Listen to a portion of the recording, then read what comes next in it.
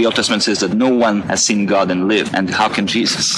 I know. No one's seen God? Yeah. Okay, go to Exodus 24, verses 9 to 11. Then Moses and Aaron, Nadab and Abihu, and 70 of the elders of Israel went up, and they saw the God of Israel. They saw the God of Israel. There was under his feet as it were a pavement. They saw God with feet. Now go to Isaiah 6, verses 1 to 5. In the year that King Uzziah died, I saw the Lord sitting upon a throne, high and lifted up, and the train of his robe filled the temple. For my eyes have seen the King, the Lord of hosts. He goes, my physical eyeballs, these physical eyeballs, seeing the King, Yahweh of hosts, in a visible shape, in a visible form, with a visible robe, seated on a visible throne. The Bible's clear. God has been seen, can be seen. In fact, if I can give you a case where Daniel sees God the Father and Jesus Christ. In Daniel 7, 9 to 10. As I looked, thrones were placed, and the Ancient of Days took his seat. So remember, Ancient of Days. And he's seeing him seated. That means he's seeing the Ancient of Days in a visible shape, in a visible body, seated on a visible throne. And he describes what his head is like. Keep reading. His clothing was white as snow, and the hair of his head like pure wool. Notice at first he says he saw thrones, plural, but the Ancient of Days is seated on one throne, singular. The other throne is for who? Daniel 7, 13 of 14. I saw in the night visions, and behold, with the clouds of heaven there came one